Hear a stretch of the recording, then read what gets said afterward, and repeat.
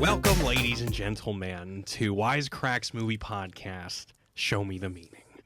I am your host, Jared. All right, fuck it. Welcome to Show Me the Meaning. Already? I tried. You did good, man. Oh, thank you. Welcome to Show Me the Meaning. I'm your host, Jared. With me is the Show Me the Meaning crew. We got Greg. Hey. We got Austin. Yo. And joining us today, again, is our resident comic book expert, Mr. Matthew Thériault. How's it going, Matthew? It's not about who I am underneath the cowboy hat. What I do, that defines me. That is the wrong movie, sir. That is the first movie. That's Batman Begins. Close enough. Yeah.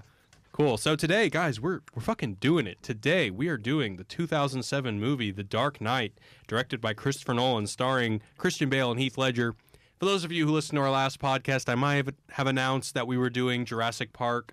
I screwed up looking at the calendar. So we're doing Jurassic Park a little bit later. I think we're doing it in December.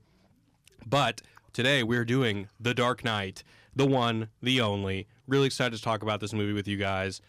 Let's get first impressions. What was it like the first time you watched this movie? What is this movie like in your life? What does this movie mean to you? Let's start with Greg. Oh, man. I watched it again. I've seen this movie so many times.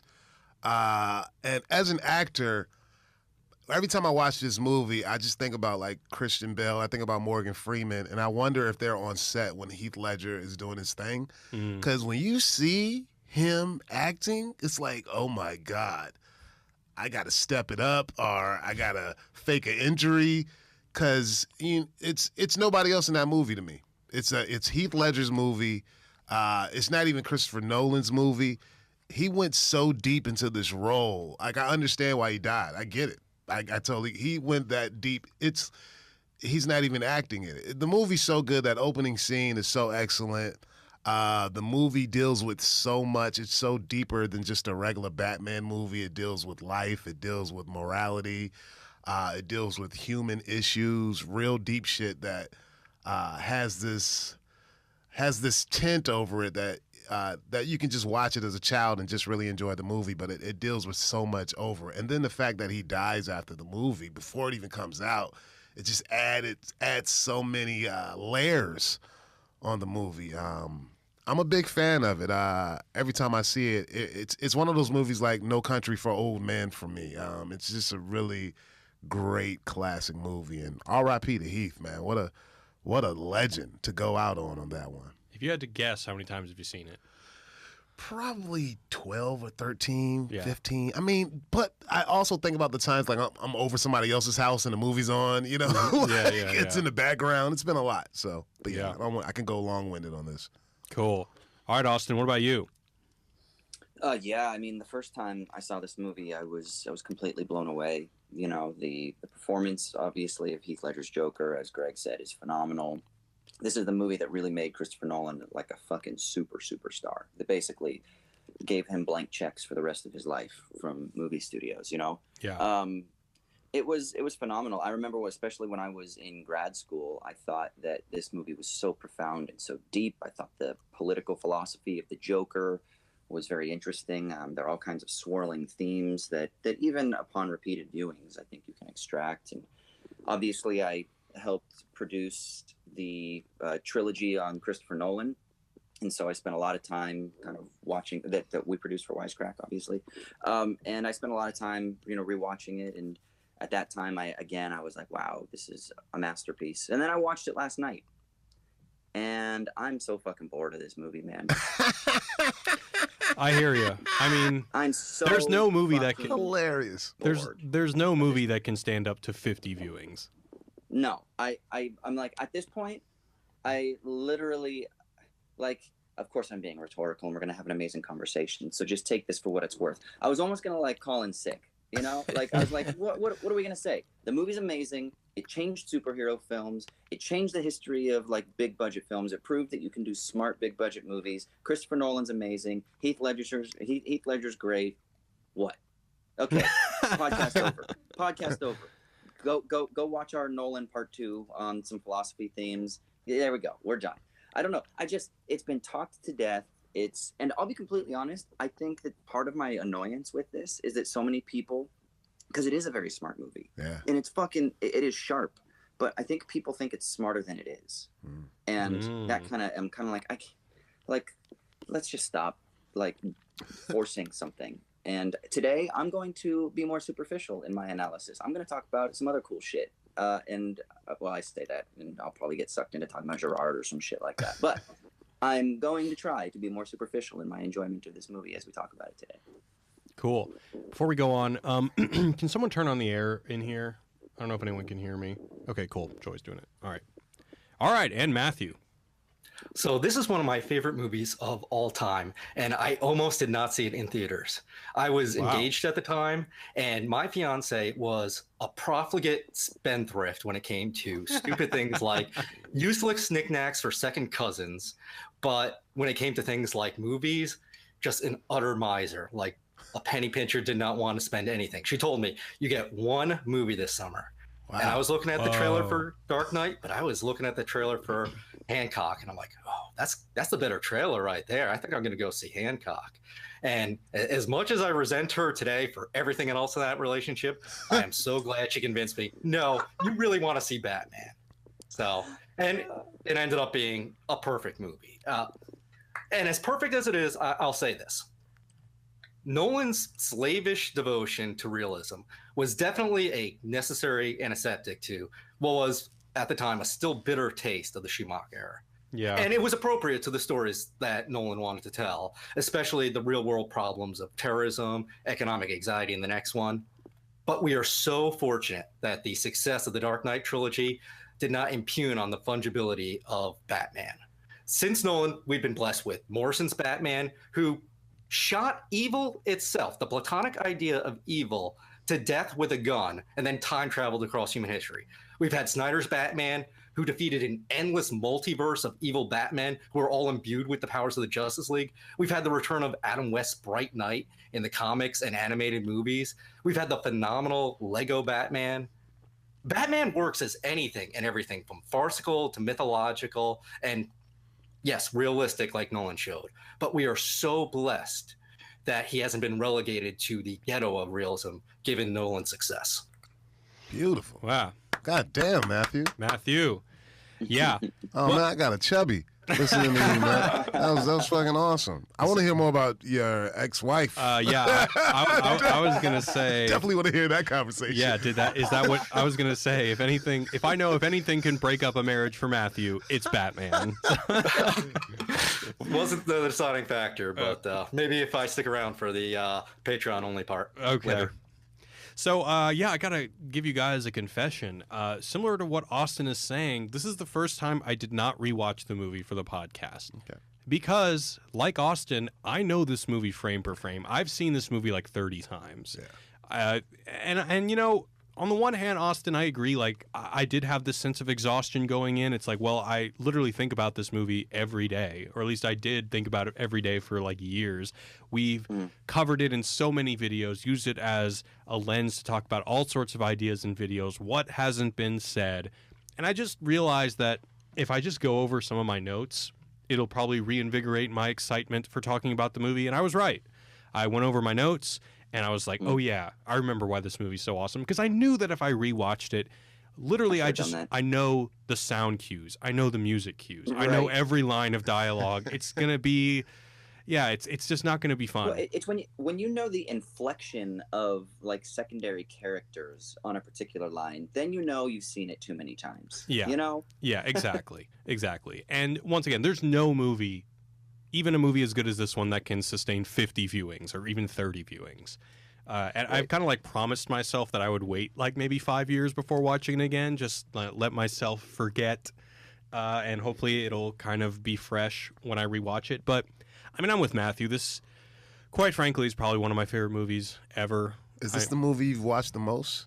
No, I think I'm with you in that I've seen The Matrix the most. Okay, yeah. But this is a close second. I mean, this movie it changed me. It was, you know how in our Matrix podcast we talked about how the Matrix awoke a generation to generally the idea of Plato's allegory of the cave, just this distinction between real and unreal, and people had never really considered, oh, maybe my reality is false. Mm-hmm. I feel like this movie kind of awakened a whole generation to the idea of nihilism. Yeah.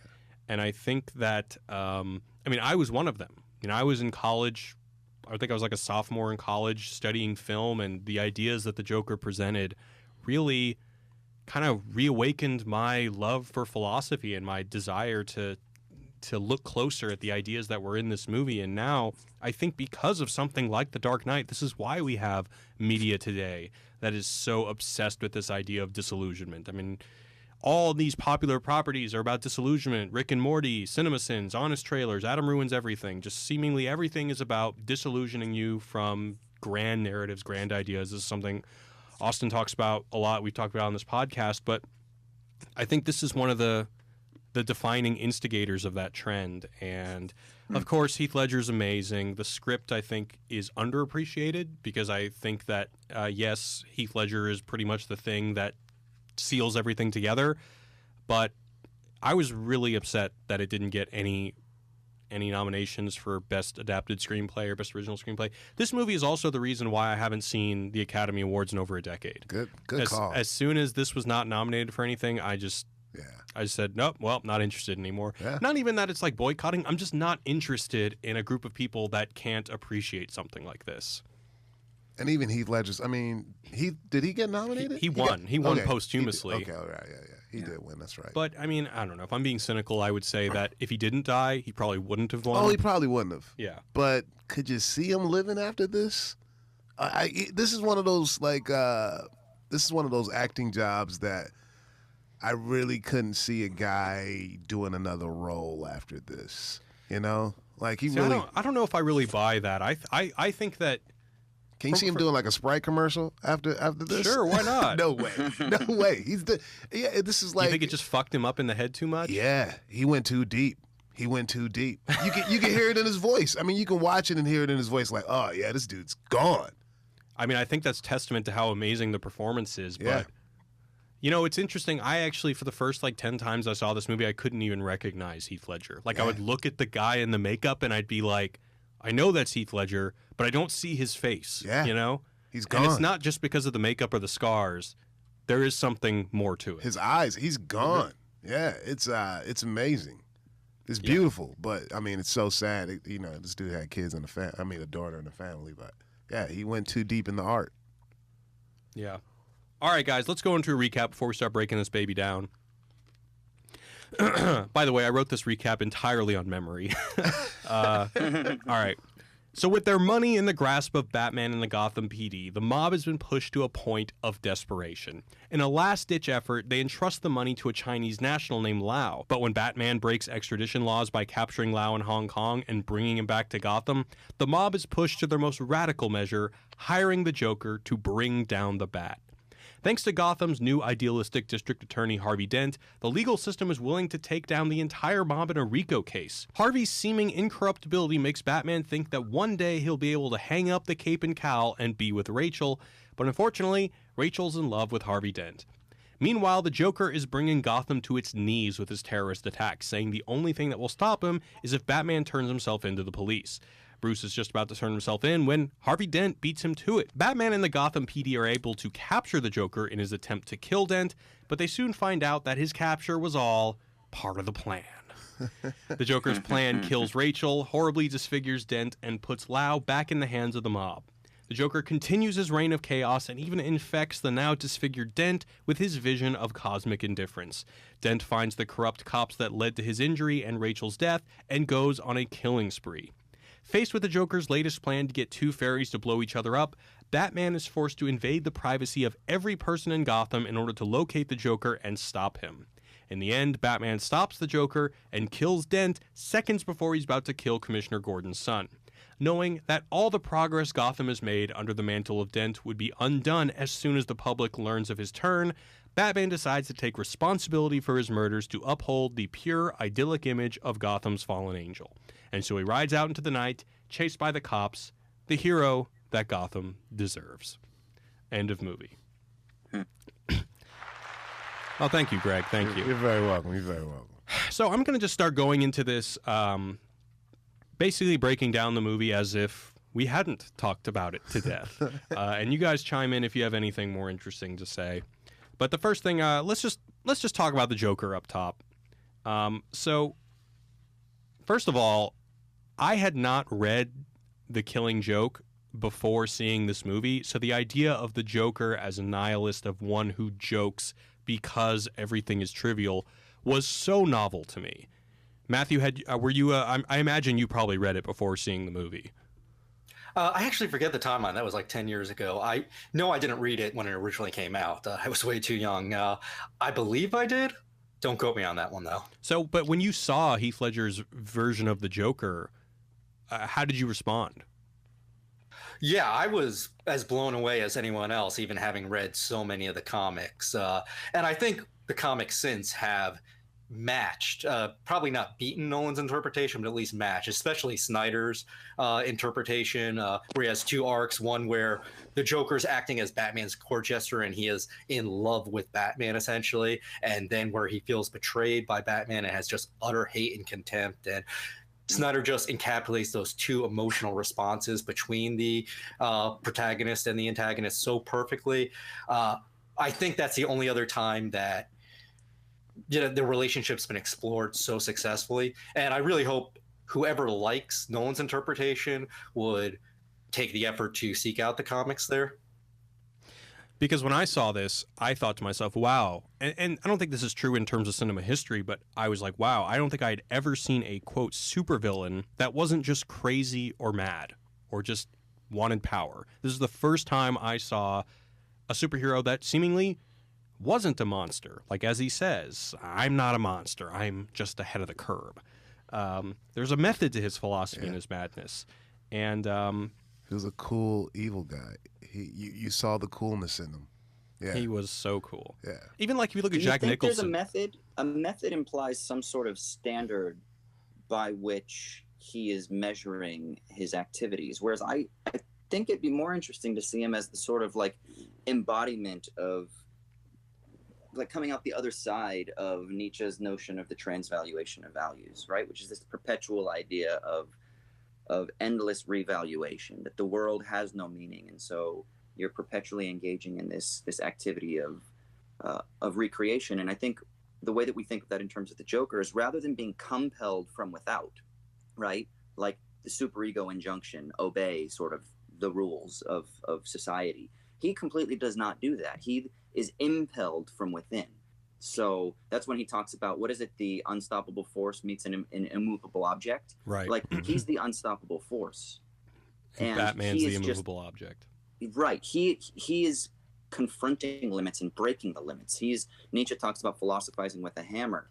Like, Joker is the hammer. He is like the embodiment of that idea, being impelled rather than compelled from without. He sort of flows from himself rather than subsuming himself under external pressures. So as the Joker would say, I'm just a dog chasing cars.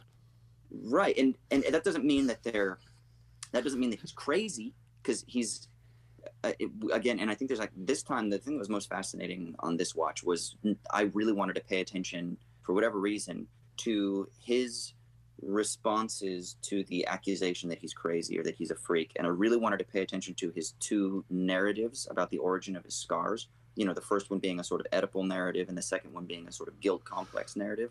I thought there was something really interesting and this obviously goes to his performance as well, but it was so fascinating when he is accused of being crazy and a freak, how much that hurts him, and how much you can tell that is the very thing that has haunted him probably since childhood.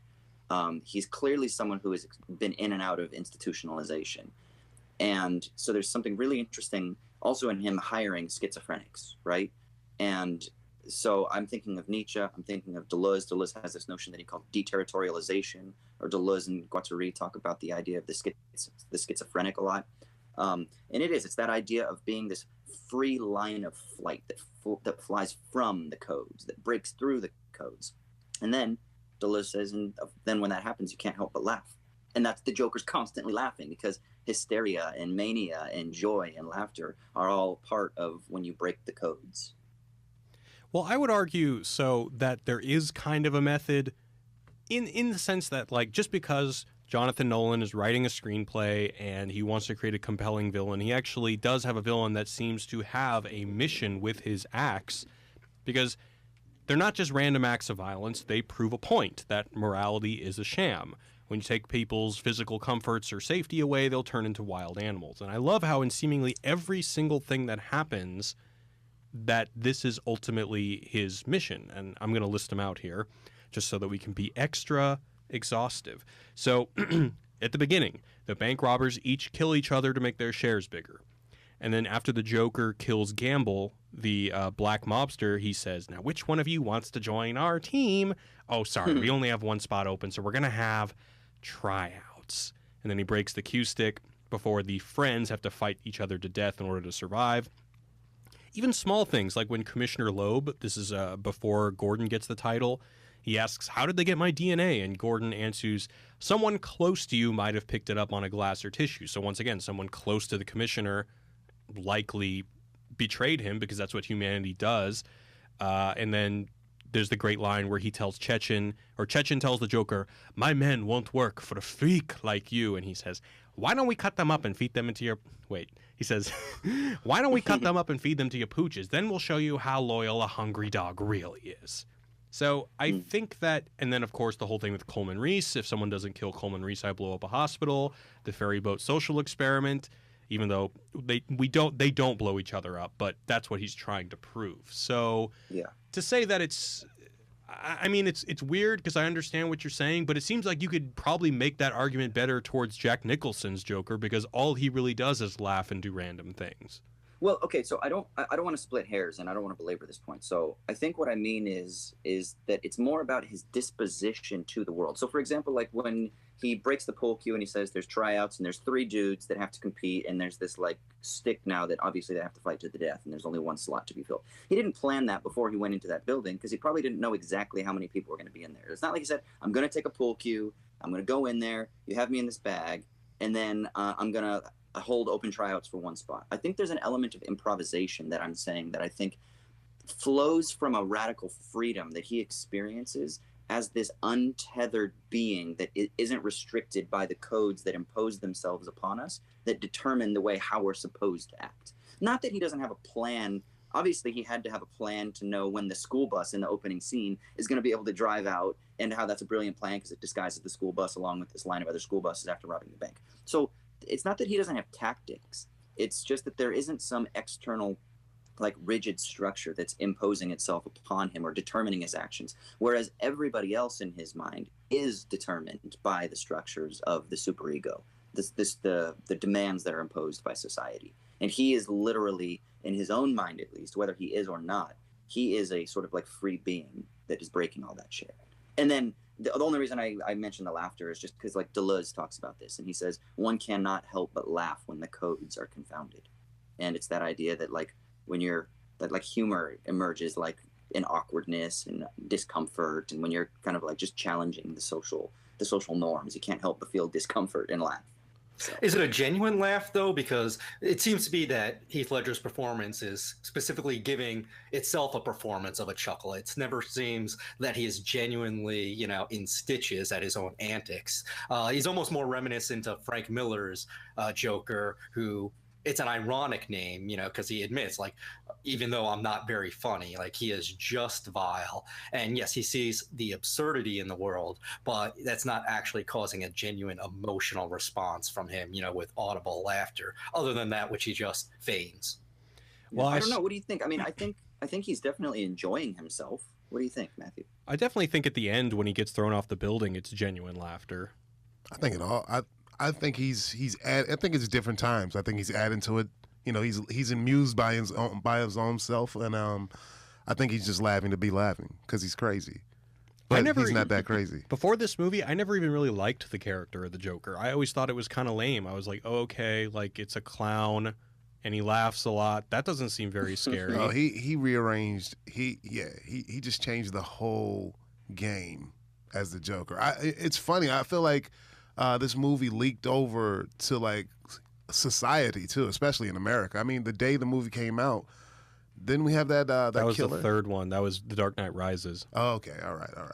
But still, I mean, like, I feel but that's still to your point. Yeah. The style of him leaked over. I mean, people are doing things crazy like this in the same vein too. Almost like, you know, fuck the money. I don't care about the money. I want people to change. I'm not, you know, I want people to know who I am, but I want people to know what I stand for, manifestos and shit like that. You know, like we talked about this a little bit when we did Fight Club a couple weeks ago, and it's just the idea that like just like Tyler Durden, whose radicalism is like sexy, so is the Joker's. Exactly. Even though he's the bad guy, even though the protagonist condemns him, even though he loses at the end, which is something you can say about both characters, the sexiness of their radicalism just shines. Well, does he lose at the end? Because he has his ace in the hole. Oh, that's right. That's right. Good point. Well, he gets down, captured. Right? No, you're right. He does win in the end, in a sense. He wins the moral battle.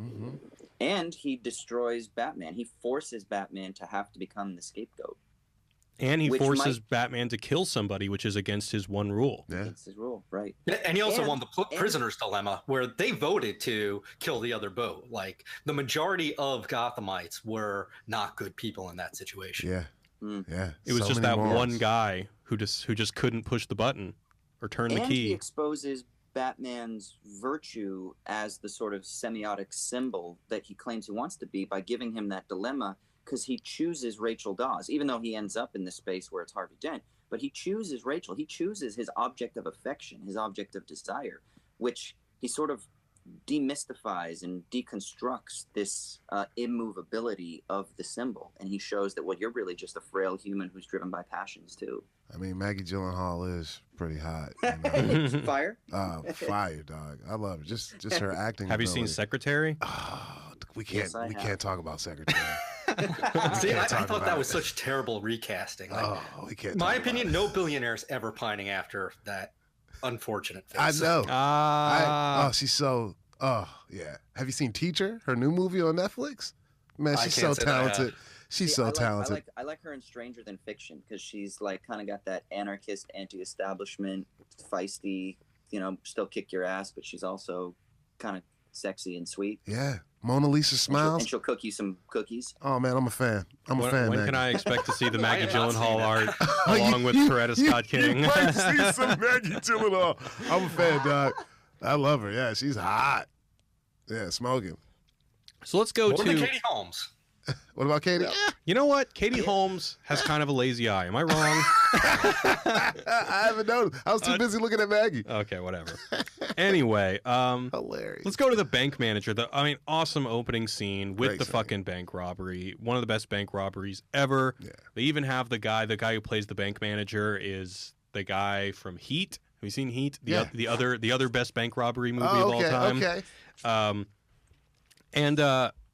I just want to read kind of what I consider to be like the Joker's thesis statement. So the bank manager asks him, "What do you believe in, huh? What do you believe in?" To which the Joker says, "I believe that whatever doesn't kill you simply makes you stranger." That line confused me for a long time. And I'm just curious if what you guys took away from it, and kind of I've read The Killing Joke and seen the movie or whatever since this, and I've kind of reformulated what I think about that line. I'm curious what you guys thought. I just think life fucks you up. Right? Yeah. You know, you learn something every day, and the struggles of life have a way. People say it makes you stronger, but I mean, the Joker just twisted it and makes you weirder and crazier. And it's life, you know? It certainly foreshadows what happens to Dent, you know, where that explosion does not make him stronger. It, you know, breaks him in the way that Two-Face had intended. And it is also foreshadowed by what he says to Bruce Wayne earlier in the restaurant. You either die a hero or you live long enough to see yourself become the villain. Obviously, at some point, Joker lived to see himself become stranger, become the villain. Yeah, I love that. I didn't even think about that with regards to Dent. I mean, I'm thinking about it. See, you're learning something new about this movie. I love it, man. I'm thinking about it. It's obviously a take on Nietzsche's quote, "Whatever doesn't kill you makes you stronger." And there is something interesting in this. He's not a Nietzschean character in like the pure sense, because he's not like some sort of overman, right? The Ubermensch. He's not some sort of like strong, despotic type of composed individual. He's almost like a non-individual. He's like an empty placeholder. You know, he doesn't have an identity. He makes his own clothes. They don't have any labels. He has no record. He has no name. He is this empty signifier that just sort of floats and destroys things and redefines things and makes things weird. You know, he is something that exists outside of the semiotic order, outside of the symbolic, outside of everything that makes sense to Gotham. And it's that idea that what doesn't kill you, if it doesn't actually kill you, because killing you would be the end of the symbolic altogether, right? There would be no social order, there would be no meaning, there would be no society, there would be no impositions or demands or expectations. But if you don't die, it's sort of, it's close to killing you. It sort of reorients yourself to death. You're not afraid of death. Death doesn't matter. And then at the same time, you can exist while living within the symbolic or within society, but you can exist by not necessarily having to exist within it. And that's what Strange is. That's why he's so sensitive to the accusation of being crazy or to being a freak.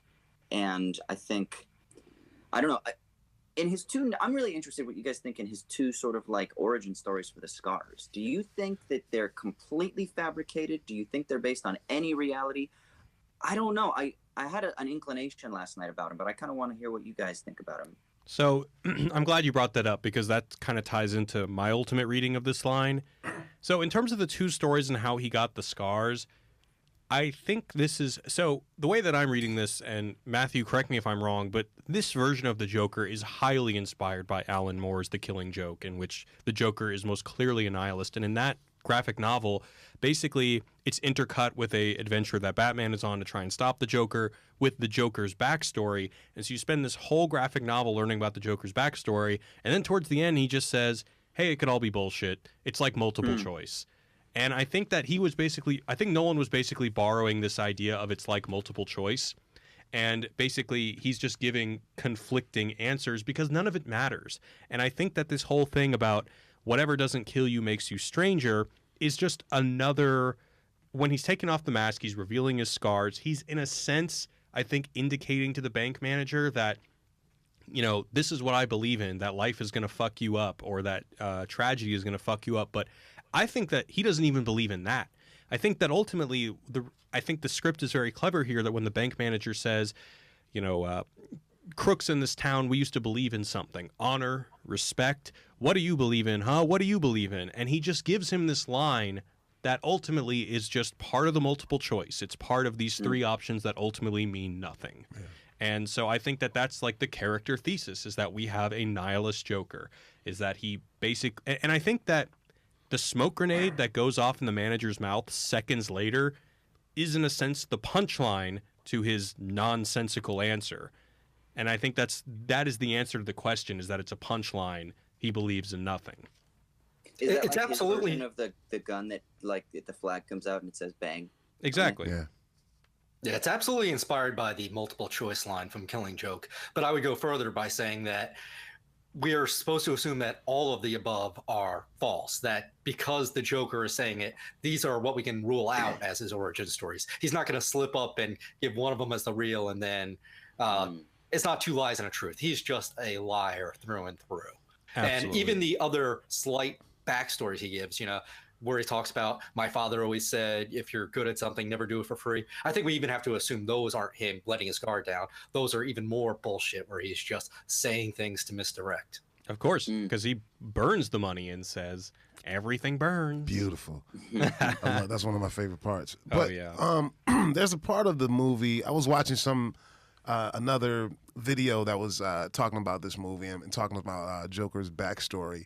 And somebody was saying that he probably had some military training in this backstory of this one. I've heard that. Yeah, and it was a cool theory that I didn't digest before. You know, it made me, and they brought up the scenes where he was getting interrogated by Batman and how he kind of flipped it on Batman and like, oh, you don't go for the head first. That makes him all fuzzy. And he punched him in the hand, and, you know, Batman's trying to beat him up, and he was like, you have nothing to threaten me by. And the part where he's at the hospital with Harvey Dent, and he's talking about, you know, a group of men go in and they blow him up.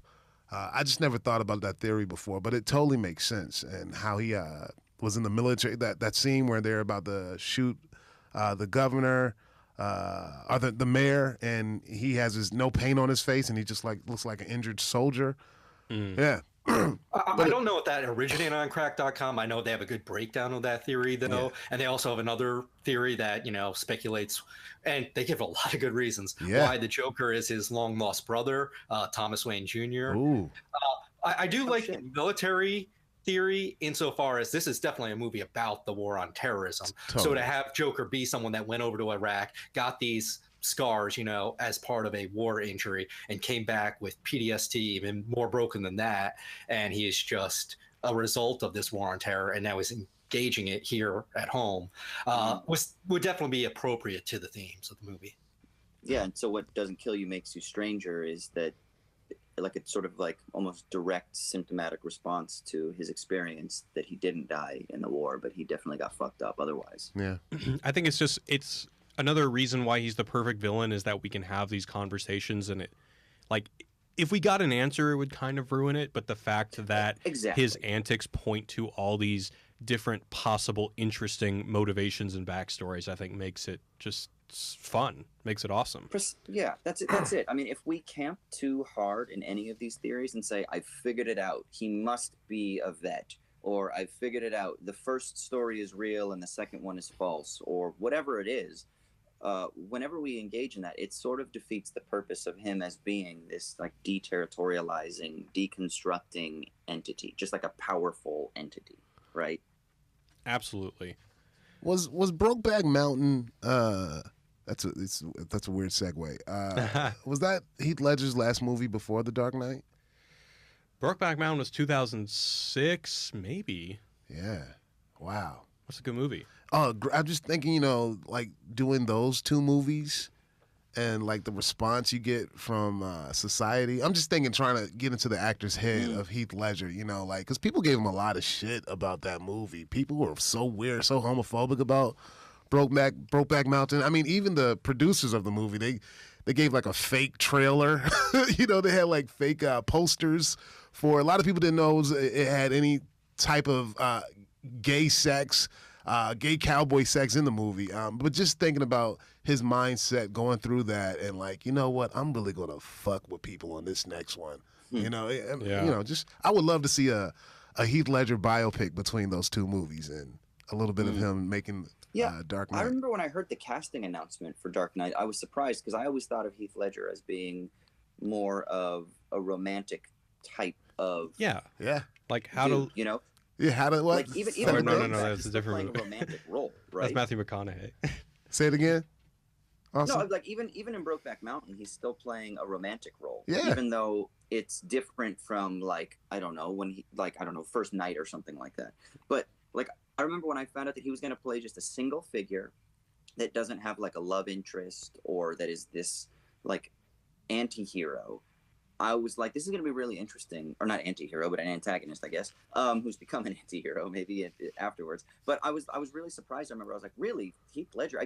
I didn't think, and this is just my own limitation, I didn't think he had it in him. I mean, either. No, you weren't alone. No, everybody. Everybody, all the nerds on the internet were like, yeah, right. And I think it was like, this is one of the first times that the nerds unilaterally just shut up and were like, whoa, we were wrong. My bad. Exactly. Yeah. Yeah, I mean, it's like the opposite. When everyone was like, Jared Leto's going to be Joker, everyone was kind of like, yeah, I can totally see that because he's a method actor and he throws himself into it and he's crazy and he's weird and he's eccentric. Even though his performance is good, that was kind of like the opposite. He would have did good if he never would have joined that band. I think the band fucked him up. I love Jared Leto. I think he's a great actor, but I think he got too high. That band high you don't come down from. Yeah, man. You can't. I mean, it's hard to go. High. Yeah, it's hard to go back to like, I'm gonna play this dude. Come on, man. I got music. All right. So one of the things that I respect about this movie, and specifically the screenplay, is that it's a classic in terms of the themes that you're dealing with. It's a classic order versus chaos story. Obviously, Batman is order. The Joker is chaos. This is done a couple times visually in the movie. I actually really appreciate how during the Harvey Dent fundraiser, we see Batman and he's going into his safe room because he's going to get all of his Batman gear and save the day. And there's some really smooth tracking shots as they follow Batman down the hallway when he like punches that guy or like pistol whips that guy. And then while the Joker is interrogating the guests at the party, it's like a handheld camera and it's like really erratic. Just everything about this movie is so deliberate but also so graceful. And then I think that's a perfect transition to us talking about Harvey Dent, Gotham's idol. This was another thing that I had never thought of the character of Two-Face in this context. I had never thought of him as an extension of the Joker's idea. I mean, if this truly is that Christopher Nolan was like, all right, I got to put two villains in here. I'm going to take Two-Face and the Joker and have Two-Face or Harvey Dent originally be this kind of like idealistic Christ-like figure, and then I'm going to have him be tainted by the Joker, and then he's the Two-Face coin flipping thing is going to mirror the Joker's nihilism. Like, that's fucking brilliant. Like, was that done in a comic before this, or was this the first time? The comic, I mean, what about the TV show, the Batman TV show that came out in the 90s? The cartoon? The animated series. I always thought, because I'm a comic book head, well, back in the day, I always thought Two-Face's character was corny. The character who played him, Tommy something played him in the... Tommy Lee Jones. Tommy Lee Jones. He it just made me hate the Two-Face character even more. Me too. But the animated series, I was like, oh, I like this guy. But this was the first time I saw him, created in real life and gave that substance as the same animated series Batman had. I thought they did great with Two-Face's, the Harvey Dent character. I thought it was great in this movie. The great thing about Harvey Dent is that Two-Face is not just a perfect complement to Joker. Harvey Dent as District Attorney is a perfect complement to Batman. Because Nolan has this thesis that Batman is just a second best. He's a stopgap compared to what Harvey Dent could be. That you have this systematic, organized crime infecting all levels of society, but then the ideal is systematic justice, the legal system operating as it should be, and that's what Harvey Dent can achieve, but Batman can only help shepherd that to where Dent can make that possible. And it's just the opposite in the comics. In the comics, you have crime, which is just ever pervasive throughout human history, and the justice system is not something that is ever going to be able to address it, but you have something better. You don't have Batman as a stopgap. Batman is the thing that the justice system has evolved into. Batman as an idea is the solution to crime itself. According to Morrison, Batman Inc. is the thing that supersedes even the justice system. The inspiration that Batman serves as, and getting all these other heroes from Robin as Dick Grayson first through this international League of Batman eventually to address crime at the most fundamental level. So it's interesting to see that juxtaposition with how Morrison versus Nolan interpret Batman. But do you think that Morrison is even a reaction to Nolan's version? No, I don't think so. He was writing at around the same time, and he had his own ideas about the character for years. Okay. So Harvey's double-sided coin is probably one of my favorite cinema symbols ever. At first it's double-sided, representing his rigid adherence to justice, morality, and order. He makes his own luck, as he says. But then after he becomes Two-Face, I just love that fucking shot where he reaches over and he gets the coin and he flips it over and it's scarred on one side. It's just so good. It's so good. And I love how the whole movie, basically the structure of the movie resembles that. He gets to be Two-Face at around just about the halfway mark. Ooh. And so for half the movie, he is like, this perfect white knight, this great paragon. And then through the second half, he is this scarred being, who Joker has successfully corrupted his soul. Absolutely. Yeah, it's lovely because him creating his own fate is him saying that my moral fiber will always guide me and I will do what I want. And what I want is the right thing, right? And don't worry, trust me. And I'm like the great man, right? Like, don't worry, like I've got this.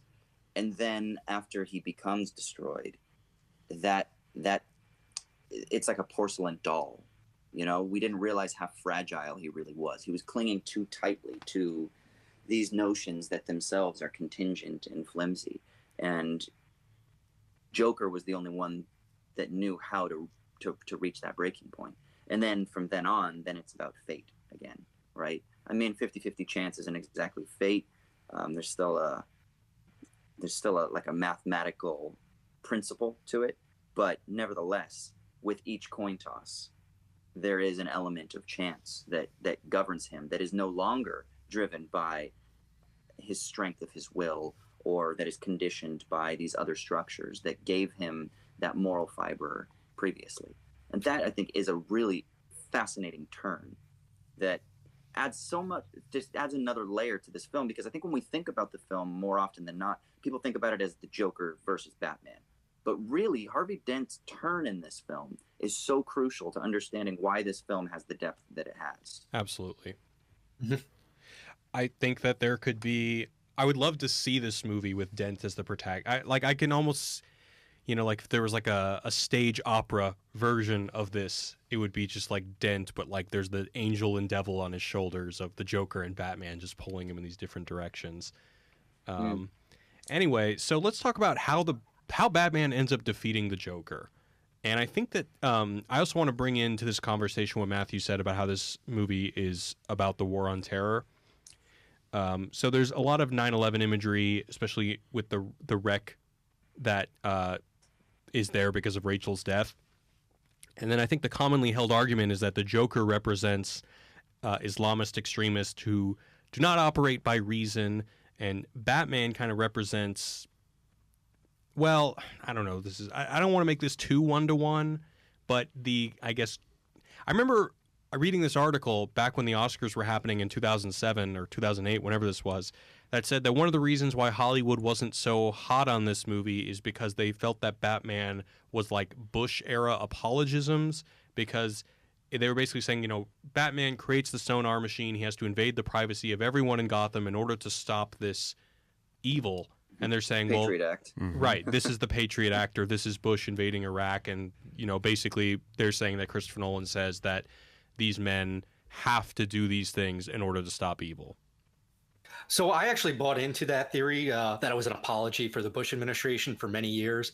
But eventually, I came to see it a little bit differently, that all these things, the extraordinary rendition of Lee, the enhanced interrogation of Joker, the warrantless wiretapping of Gotham, Batman only does those things up until a point while the crisis is going on. But then he has Lucas Fox, type in that one thing, and with a keystroke, it's all gone. It's not like Congress constantly renewing the Patriot Act. The heroism of Batman is in his moral fortitude to give up these powers when the crisis is no longer there. And that contrasts with the Bush administration and the administrations that have followed that have kept us in this perpetual war on terror.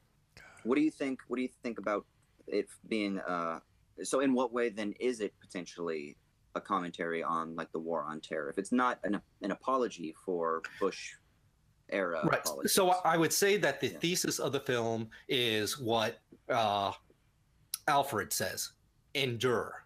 And where he's explaining to Rachel, why Harvey is doing what he does, he says, perhaps both Bruce and Mr. Dent believe that Batman stands for something more important than the whims of a terrorist. And what this reminded me of was the reaction, Jesus Charlie Hebdo, following the terrorist attacks on Charlie Hebdo, where all of France came together, and the whole world, and they were saying, like, we're not going to be scared, we're not going to give up our free speech, just to satisfy the demands of these evil individuals. And it's kind of unfortunate now that Europe is going in a very different direction, where they're not enduring, where they are kind of acquiescing to illiberalism in many ways. So in terms of what Alfred says, another thing that's interesting is he tells the whole story about the jewel thief in Burma, and he says the lesson that he learned was burn the forest down. Does he so that obviously parallels with Alfred saying, hey, the only way to catch a jewel thief is to basically fuck a bunch of shit up until you find him. Similarly, so Batman takes that to heart and says, well, looks like I'm going to have to invade the privacy of everyone in Gotham in order to catch the Joker. I guess, does Alfred ever... We never see Alfred realize that, oh, maybe I shouldn't have told him that or something like that, because it's weird that both of those statements come from Alfred, and one of them Batman definitely takes to heart and does. which is the sonar machine. And also the fact that Alfred says sometimes people just want to watch the world burn. I think that, you know, that's the Joker. Yeah. But he wasn't endorsing that Batman himself watch the world burn. No. Yes, that is how they did catch the jewel thief, but I don't think that was ever a recommendation, even if Batman might have taken it that way. I'm not blaming Alfred, is what I'm saying. Yeah, because the issue is how are we going to organize society? Like, how are we going to institute laws, norms, social ethics? What standard, what criteria, what measurement, and then what technologies are we going to institute so that we can manage our resources? And I don't just mean the physical resources like water and land and capital and goods, consumption goods, but I also mean resources in terms of our emotional resources and our familial resources and our friendships. Like, how are we going to create our society so that we can actually have an ethical, some semblance of a good life, right? And, you know, the idea of watching the world burn or burning the forest down, is that going to be an action that will lead to an appropriate ethic to govern a social setting? And I think that's kind of the tension that's being kind of wrestled with, even with, if this is some sort of elaboration on the war on terror, is this idea of enduring, is that the best way to organize a society that is experiencing what seems to be chaos, what seems to be an irrational external foe imposing itself, right? I mean, how do we understand the collision between these various entities of force that are colliding with one another, and then what's our response going to be? And that's why we talked about in the second part of the Nolan series about René Girard and his idea of the scapegoat and mimetic rivalry, and, you know, having this system of imitation so that you can like break out of these cycles of violence and rivalry to kind of erect some sort of standard that will kind of like pacify people, that will allow them to actually be an ethical society. And I don't know, it's a really difficult terrain to navigate, and I think seeing it done through a fucking comic book movie is fucking brilliant. I mean, it is fantastic. Yeah. So deep. I think we're confusing some terms here, because we're equating watching the world burn or the whole forest burn down with Batman using the sonar. I would say watching the world burn, that's an excess of chaos. That's too much of the Joker's nihilism. Whereas the sonar is an excess of Batman being representative of order. It's too much order in society, and how that's the opposite side of the coin, so to speak. But isn't that, I mean, sure, taking that power though, and like I'm taking your privacy away to that degree, isn't that just a step towards watching the world burn down? I mean, somebody having that much power over you and you don't even know it. It's it's the reason why I prefer the Joker character so much, because he basically shows the country that, oh, you think you guys are so civilized, and you think these people are doing terrorist acts that you've already perpetuated on them already, and just showing the same folks that you are just as bad as them, and I'm just as bad as you, and I'm both of you guys. You know, that's why Harvey Dent's character was so great, because it's showing, you guys think you're good, you guys, but I'm bad. And it's just showing everybody's fucked up. We're all fucked up. I do think that we're supposed to think that they are different. And so Matthew is absolutely right to make the distinction. The point is what is going to be the metric by which we organize a society?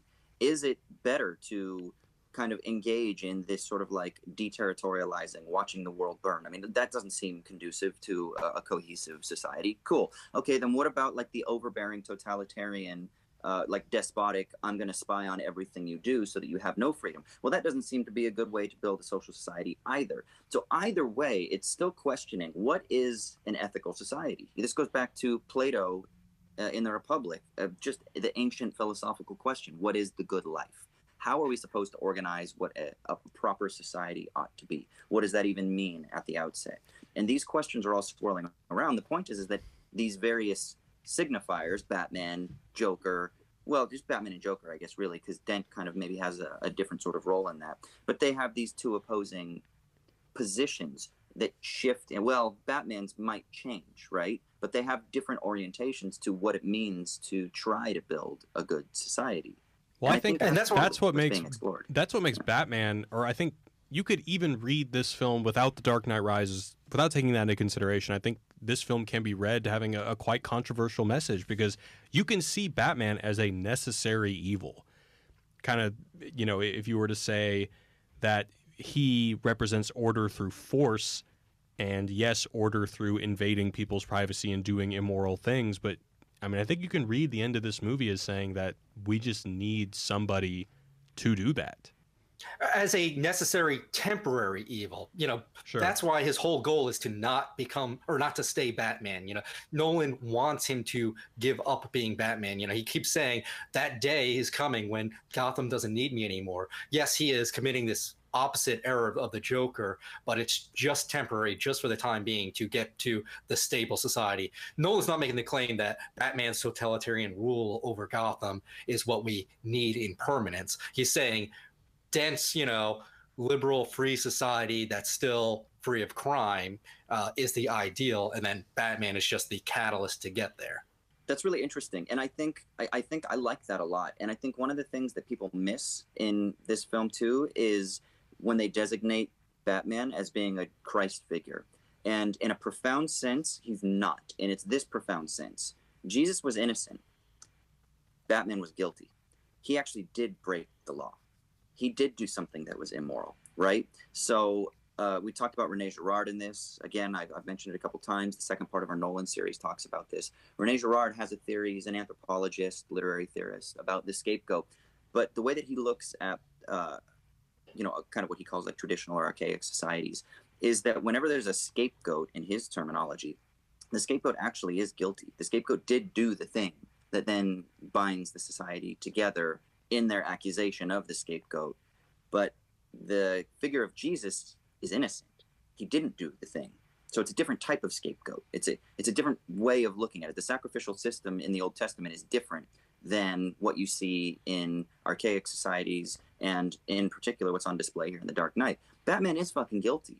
And so he does kind of, it's almost like he's bearing the guilt of, like, it's like a just punishment, like a due punishment for what he did. And I think there's something kind of interesting in thinking about that as being a sort of temporary reprieve, so that we can kind of figure out what the fuck is going to happen next. And then you get the next film. And Dent even says as much at the press conference, where he says, yes, Batman is guilty and he deserves to be locked up, but not because the terrorists demanded it. It has to be on our terms as a society, Exactly. Not due to fear. And again, that's what Matthew was talking about earlier, which is that idea of the legal system that still isn't destroyed, right? It still is there. Right? That's still what's governing the order. And is that going to be a sufficient condition to create a peaceful society? Yeah, so let's just go ahead and talk about the ending. This is one of my favorite endings of any movie ever, where Batman decides to maintain the belief in Harvey Dent as the pure savior and takes upon himself all of Dent's murders and rides out into the light as the hero we deserve. And yeah, we talk about in a lot of our videos kind of the noble lie, this idea that also shows up in The Republic, the idea that a lie is required to bind a society together. And I think that this definitely affirmed that. I don't really know what exactly happens in The Dark Knight Rises. We can talk about that in a different podcast. But this was just so powerful to me, and one of the reasons why it's my favorite movie ever, because as Austin will tell you, since on his podcast we talked about one of my favorite pieces of literature, The Grand Inquisitor by Dostoyevsky, I might agree that we need noble lies. I mean, someone could say, especially after our kayfabe video that we just did, maybe everything's a fucking political performance. You know, maybe everything is some sort of, you know, we're storytellers by nature. The playwright David Mamet talks about this, that everything that we do is drama. And even, I think, I don't know if I've mentioned on this podcast or elsewhere, but everything that I do, I'm creating some sort of inflection. I'm trying to create a story. I'm trying to convince people. I'm trying to appeal to people. You know, the tone in my voice goes up at a certain place. I'm exaggerating how big the fish was, how beautiful or unattractive or how inspiring or whatever the various thing or person or experience was. There is a sense of drama that's being infused into everything that we do and tell. And in that pursuit of telling stories by seeking purpose and meaning and trying to communicate, we're kind of lying. we're not being entirely truthful. We're being a little bit dishonest. And so maybe there's a sense in which, that lies sort of have become us. Yeah, I never liked that. I never liked the ending. Me You personally, didn't? nah. Why? Because I felt that I saw it as the government's like, all right, this is what really happened, and we're gonna take it. I just don't like being lied to. I think this country has been lied to so much. It's because you're in LA, man. You're like, fucking stop bullshitting me, man. Well, it's just, I mean, you start seeing the evidence of lies. You start thinking like America. I mean, I work with kids, man, and these kids think they think they got everything going on for them, but they're dumb as bricks. Japan and China, are so ahead of us. I mean, it's just Americans. We're so fucking lied to, man. We're fat. We got PlayStation. We got all this shit. We got food. And we think we're on top of the world where our government knows that everybody's coming for us. That's why we're trying to get resources. We're nabbing up everything. China owns half of Africa right now. I don't like being lied to when I know it's bullshit. And I think... do you think it's necessary sometimes? I mean, if we're kids, I mean, it's necessary to a lot of kids, but I'm not a child. Tell me the truth, man. I know there's no Santa Claus. I know there's no fucking... But you fairy. might be able to handle the truth, but can everybody? I think you should. I hope you should. We're only as strong as the weakest part of our team. Well, that's the problem. Who knows how weak the weakest part is? What do you think about something like this? Like, let's not to go like too far down the rabbit hole, but like the Declaration of Independence, for example. Most people know the opening of the Declaration of Independence, but most people don't know the grievances that are leveled against the king. If you actually read the grievances, a lot of them are lies. A lot of them are half-truths, partial truths. They're skewed because the Declaration of Independence is a piece of propaganda. Now, I'm not using that term to say that, fuck it, burn it, like, fuck America, everyone should just...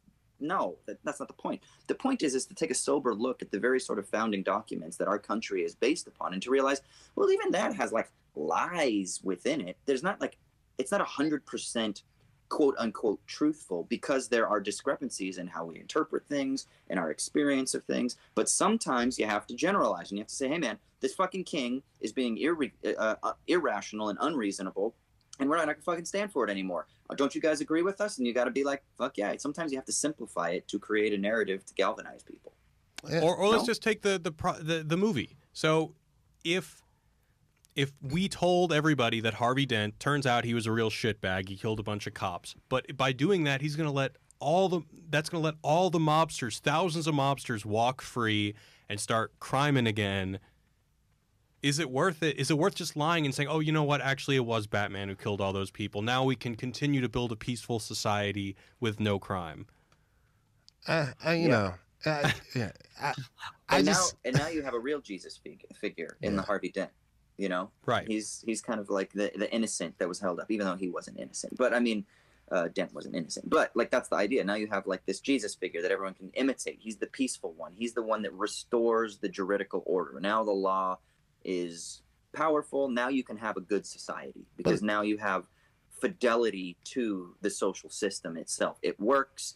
It imposes justice. It manages justice. Other people can trust in it. And by having a system of trust, social trust is so important with, again, how do we manage resources? How do we punish crime? How do we go about our day-to-day lives? And now we have that trust restored. It's the same Sorry, thing. Guys, I got to agree with Rorschach at the end of Watchmen. Never compromise, not even in the face of Armageddon. So even if it means letting all of those absolutely guilty convicts, run loose for a few years, because the lie is not going to last. We see that in The Dark Knight Rises, that there's even more disillusionment when the lie is revealed. We see that in Doomsday Clock when Ozymandias's whole big scheme blows up in his face within just a few years. The truth comes out. So better be honest about, hey, what Harvey Dent did personally at the end is reprehensible, but what he stood for, that's all still true and good, and that should be the inspiration, who he was before he was corrupted. I think people could discern the difference between those two things. Totally. Yeah, we're not just treat us like human beings. It's like when people say if you're going to do something illegal, just don't get caught. Yeah. It's like if you're going to lie to me, just don't let me know ever that it was a lie. Lies are for children and relationships. That's it. All right. Well, on that note, we're gonna head into the mailbag. So before we get into the voicemails, I just want to read. We got a lot of emails on Starship Troopers, and thank you guys so much for spending the time sending us these emails. It was a really interesting movie and a really interesting discussion. There is one thing that I want to read. This one email from Walter, and then I want to clarify a couple things and actually ask you guys about the nature of satire. So this is from Walter. Walter says, "Hi, Wisecrack. Having watched the movie and read the book, I agree with Jared that Starship Troopers does not feel like satire at face value. Only after reading some of Robert Heinlein's works did I begin to see where the satirical interpretation might emerge. Starship Troopers appears to wholeheartedly advocate galactic fascism, but his other book, The Moon is a Harsh Mistress, seems to support lunar libertarianism, and his other book, Stranger in a Land, seems suggestive of embracing a Martian world regime." And then he goes on and says, "Perhaps Heinlein entertains a more relaxed disposition toward the role of ideology in art." So this made me think a lot because we got a lot of people saying like, "Oh man, it's so obvious that it's a Have you seen Starship Troopers, Greg? Love it. Some people were saying that it's so obvious that it's a satire. Like, how could Jared not see that? And I think I'm actually curious to hear what you guys think, because I think that a lot of satire, it's very dependent on the time period it came out and when you are consuming it. So, for example, and this one's targeted towards you, Matthew. Matthew, when did you first read Watchmen? I want to say that was around 2010 or so, years and years after it came out. Yeah. So Watchmen is a satire, but it came out in the 80s, and this was during, like, what I'm saying, the reason why Watchmen functions as a satire is because it takes a very gritty, realistic disposition of superheroes that are very similar to Batman and Superman, with Dr. Manhattan and Night Owl. And I guess if I watched or read Watchmen after Nolan's Dark Knight trilogy, how would I ever pick up on the satirical elements? Because this realistic, gritty version of superheroes has already been done. Yeah. I mean, is it a satire or is it a deconstruction of the form or of the ethos? Well, we argued in one of our videos that it was a satire. Starship Troopers? No, Watchmen. Oh, Watchmen. Okay. I don't know, what did you get it immediately when you read it, Matthew? See, I had always come to it understanding it to be a deconstruction, not a satire. Okay. And yeah, I'm still, even after watching that Wisecrack video, not entirely persuaded myself on that as the definition. So, yeah, whether I got it immediately, no, I guess I'm still but trying even to get as but even as a deconstruction, then I mean, same goes. I mean, no, I definitely took it far more at face value because, you know, I lived through the dark age of comics where everything was trying to imitate Watchmen. And so, you know, not just the Dark Knight itself, but all of 90s comics was so trying to replicate that it was hard to see that this is responding to everything that came before it. right. So, for example, I saw Starship Troopers for the first time 20 years after it came out. And there are other movies that came out in the 80s and 90s, like Zardoz, Scanners, Altered States, that are all very campy and have that campy aesthetic, or the what was deemed over-the-top acting and stuff like that, and like weird sets. And I guess, yeah, I want to hear your thoughts on this, Austin, because I feel like I look back at those movies and I see that they're campy, but I don't consider them satirical or deconstructions at all. And I guess not seeing Starship Troopers within the context of what else was happening that year, it perhaps muddied my ability to pick up on that. I mean, I guess it depends on a bunch of different factors. Like, are you familiar with the documentary Not Quite Hollywood about Australian cinema? Oh yeah, I saw that. About it's It's good. great. It's about like the sort of like emergence of the new wave and then like Ozploitation films and things like that. And like, so many of these people are making these fucking horror films. There's just one called Razorback that's about like this big fucking crazy pig that goes on a rampage and is like killing people, right? It's like a pig the size of a fucking truck or something like that. Like, is that a deconstruction of the horror genre? Is it a satire of the horror genre? I mean, it was a bunch of dudes that were trying to get some fucking tax credits because the government was trying to stimulate the cinematic, the Australian cinematic industry.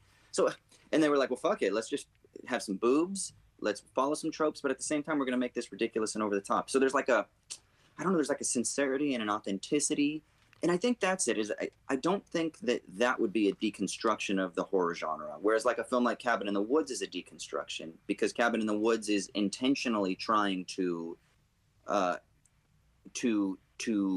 imitate and to transform at the same time. So I think Starship Troopers is similar in that it's both a deconstruction and therefore satirical. You can have a deconstruction that isn't satirical, I think, but it is deconstructive in that it's trying to kind of like shift, if you will, what is the standard by which we measure, war films, and by which we understand, nationalism, or some sort of like personal pride about your identity. In this instance, it's like humans versus the other. There's some sort of like xenophobia that's going on there. But it's satirical because it's fucking ludicrous and it's over the top and it's funny. Like all of the like Join Now videos and shit like that are this guy in a totally tropey voice saying totally cliche shit. And the sets are kind of kitsch, and the outforms are kitschy, or the outfits are kitschy, and the acting is kind of ridiculous, and the things that they say are like tropey militaristic dialogue. So in that sense, I do think it's satirical because I just find it to be laugh out loud funny. Yeah, but have you seen Altered States? I mean, that movie is full of kitsch. It's super campy. The acting is way over the top. The jargon that they use, the scientific jargon, is way out of place. But it's just, it's a misguided script, although somehow it was written by Dostoyevsky, but I still love that movie. But do you see what I'm saying? Yeah. Do you think that there's like a level of intentionality or authenticity that is required for satire? Like Verhoeven was clearly trying to make a point. Like he said that. Right. Whereas Altered States, is it trying to make a socio-political point? No. But how do you know that unless you read the director's words? Well, I mean, but that's not really as important, right? We talked about that. Like people can watch. I remember the first few times I watched Starship Troopers, I had no idea that it was a satire. And that's right. Okay, so we're in agreement then. Well, but it can be read as a satire. Yeah, I don't want to retread ground, but yeah, I mean, it ought to be understood in its satirical mode. However, at the same time, many people will watch it and not have any idea that it is satirical. And I think that I was definitely confused myself the first time what the point was, whether it was satire or because I think he trips up a little bit. I think he accidentally makes fascism too sexy. Like pretty protagonists, that are well dressed in their awesome Hugo Boss uniforms, having fun space adventures, across the galaxy. And they have this wholesome Americana backstory, even though they're in Venezuela or they're in Buenos Aires. Anyway, but that's exactly his point. He literally said that he wanted to do that. And then at the very end, remember we talked about this, is that gotcha moment where at the very end, as soon as you start saying, damn, I need to get together with my homies and find some hot people, and we just need to get together and shower together naked and have like some sort of fraternity, sorority of homies. And then he's like, oh yeah, gotcha, motherfucker, you're a fascist. I think... Yeah, we came to the conclusion that this blurry line is what makes it that much better of a satire, or that much better of a movie, of a text to analyze, all those things. And the movie didn't do good in the box office, right? Probably nobody was getting it. But it was a cult classic. I can't classic. blame them. Yeah, people love it though. Right. I mean, like if I dress up in, remember, was it Tom Green that dressed up in a fucking Hitler uniform and went to a Jewish bar mitzvah? I heard that was a myth. Okay, well if someone were to do that, for example, right, or like the Prince Harry dressed up as Hitler for like Halloween one year or something like that, right? And there were pictures of him. He got in big trouble when he was younger. Like, is that like a deconstruction? Is that a satirical act? Is he trying to make a political point? No, he just thought it would be fucking funny and goofy. Whereas if somebody does something that's trying to make a political point, then it becomes more satirical. And that line, some people might find it to be a dangerous line to tread, and that ultimately you might not be doing good. You might not be making the political statement that you're trying to make. I mean, to do real satire that is 1, funny, 2, provocative, 3, thoughtful, 4, interesting, and 5, not going to be needlessly gratuitous is so fucking hard to do. It's funny. We've gotten so many requests over the years to do a video on this YouTube channel called Filthy Frank, which is basically a guy making just as over-the-top obscene crude humor as possible. And I think people have been asking us to read it as under the lens of satire. And I remember I was talking with somebody who had followed the channel, who was one of our writers at the time, David, and he was like, yeah, as much as I want to fulfill the fans' request, it's really hard to see the line here because it kind of seems like they're just making crude, obscene humor and then kind of hiding behind the guise of satire. But where do you draw that line? It's confusing. Right. I mean, for me, I'm always interested in analysis of culture, society, economic systems, institutions, whatever. And so for me, if it's informative and provocative, then there's something interesting in there. But if it's just simply gratuitous to try to shock, like shock jock radio to me isn't really interesting anymore. Like, because I just don't find that to be necessarily beneficial for building human communities again. So that's, I think for me personally, that's the line. And I would want to engage at that level. Like, what are we doing with our satire here? Are we actually trying to show somebody how absurd something is, or how problematic something is, or how difficult or complex these situations are? Like, what are we really trying to do? And I think that's important to always ask. Sure. All right. Don't want to dwell on this any longer. We're going to go to the voicemails. If you guys want to give us a call, it is...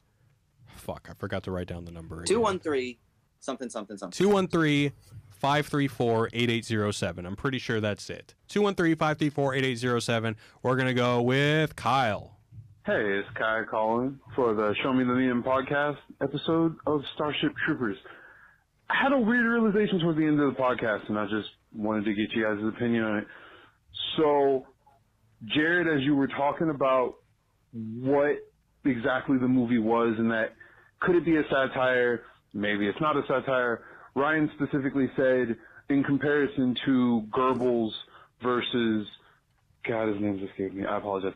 In comparison to the two movies made by Goebbels and movies made by our director here, he said Goebbels is responsible because it's clearly supposed to be making a Nazi out of you. But our director here isn't responsible because he's clearly making a satire. But then there's a quote from the author saying, I wasn't trying to make a satire, I was trying to make a movie and then asking you, would you really join? So essentially he's making a propaganda film in the knowledge that while he does not intend to radicalize anyone, he is making propaganda under the presumption that no reasonable person would go this way. So is he still responsible? He knows what he's doing before he does it, but he chooses to acknowledge that, well, we're killing bugs, we're not killing people. I just wanted to know your guys' opinion. Thanks. What do you guys think? I mean, this is about, like, the responsibility of the artist, right? Yeah, I think that was the discussion we had at the end of last time. Yeah. Matthew, what do you think? Whoa, So basically we were talking about, like, at what point do artists have any responsibility to have their art make society a better place rather than a worse place, is basically what we were talking about. No. Thank you. That's what I know think. A lot of people have been questioning how much Matt Stone and Trey Parker are responsible for a lot of the current nihilism and the rise of the alt-right and, trolling culture and whatnot. And I look at South Park and I see such a thoughtful show that, yes, it is gratuitous, but it's always gratuitous for a purpose. And as much as they're misinterpreted by some of their fans, I could never place any blame on Stone and Parker. And I'm not sure that the director of Starship Troopers either could be blamed for radicalizing anyone. Now, am I saying that no artist is ever responsible? I wouldn't go that far either. Right, there is a line. I don't know. I got to think about it. That's what I think. That's ultimately we brought up with the whole Goebbels thing, because there is a line. Obviously, I just don't know where the line is. But I mean, until it's like the Supreme Court on porn. I'll know it when I see it. I mean, how babified are we that I can't draw a picture that I had a dream of, and you saw the picture and it makes you go on a murderous rage? Like, I have to take credit for that? That's my fault? No, you've had that inside of you the whole time. Like, it's just the same thing as, like, people when those kids did the Columbine shit and they started blaming it on Marilyn Manson. It's like, nah, dog. You know whose fault that is? Your dad's fault for putting those guns in your crib, and you're not talking to your fucking kids and not showing them attention and love, and not listening to them when they're getting bullied and shit. You know, it's not the artist's fault. I agree. It's usually the parents' fault. So I'm of two minds here. I really like Anthony Jeselnik, the comedian. Yeah. And he plays like this bad guy, right? Like that's his character. Yep. Character right? too. Character. Yeah. He's a sweetheart. It's a character. Yeah. And you know, he tells like rape jokes and AIDS jokes and murdering infant jokes. And very end of one of his specials that's on Netflix, he says, he gets kind of like social and political, and he says, I was told to kind of like, you know, censor myself. And he's like, but fuck that, because I'm not going to ever fucking allow some sort of system to tell me what to do. So fuck you. And it was a really powerful moment at the end of his show. So in one sense, I'm like, I get that. And I listen to a lot of comedians. Like I've listened to Greg's podcast. You know, I love Joe Rogan's podcast when he's got certain people on that I want to listen to. I like dip my toe in the bro pool. And so I'm really interested in, like, you know, people being concerned that your free speech is being infringed upon. However, at the same time, there is a sense in which we are social creatures, and we may not be aware of the effect that media has on our neurochemistry now. But in 100 years, 500 years, if the world hasn't been destroyed by an asteroid, we're going to be able to see how it is that actually, by watching violent films, that does produce a sort of like anesthetized experience towards violence, or watching porn, it does anesthetize us and influence how it is that men treat women, or how men and women treat sex. These things, they do have an effect on us. We just don't know to what extent. And I think that we need to navigate between both of those. The idea that, yeah, we don't want to censor things entirely, but at the same time, we don't need to fetishize that, like, the artist just has free reign to do whatever the fuck he wants. Because guess what? We are adults, and we can be better than just children that just want to do what they want to do. So I think it's both and it's a really difficult thing to navigate. And I think we've arrived at a good place in society currently where we say, here's a line, fighting words calls to immediate violence. And I would hope that any discussions about this, or any information about neurochemistry or whatnot, any revelations there in the future, wouldn't move that line of free speech versus censorship. All right. Greg, you want to pick the next one? Oh, yeah. Also, we got to do some fucked up shit to ourselves to become better. Like, how are we gonna get to that next stage of life? What doesn't kill you makes you stronger. Exactly. Which one have you picked? Have we did Kyle? We already did. Yeah, we already did Kyle. Okay, I'm gonna pick Greg. Okay. Cause I'm a novice. I'm sorry. Hey, WISECRACK, it's Ryan. Just listened to your cast about Starship Troopers, and had a couple thoughts. I wanted to sort of contrast Jared's point. He said that he had kind of an extreme view on the sort of responsibility that a creator has to the art, or arguably not art, that they put out into the world. And I wanted to counter that. I was kind of disappointed that nobody took the extreme opposite position. I find that the things that are created and put out into the world by an artist, or arguably, if you want to say it's not art, any kind of a creator, I'm fully willing to grant that the creation goes beyond the creator. I'm definitely not on the train of saying that